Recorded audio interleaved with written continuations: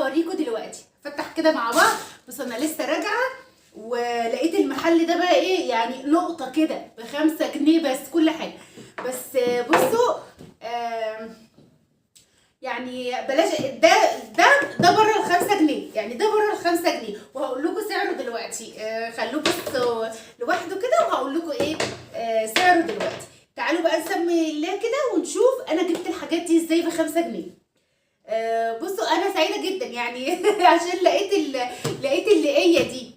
انا ما كنتش متخيله ان في حاجه دلوقتي ب5 جنيه. بس بصوا بقى حاجات ايه يعني جبتها هتفيدني في رمضان.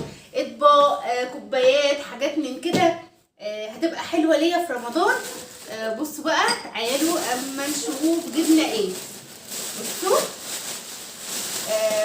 وحاجات تانية بقى يعني هقول لكم دلوقتي. هنخلص كل حاجه مع بعض واقول لكم دلوقتي احنا جبنا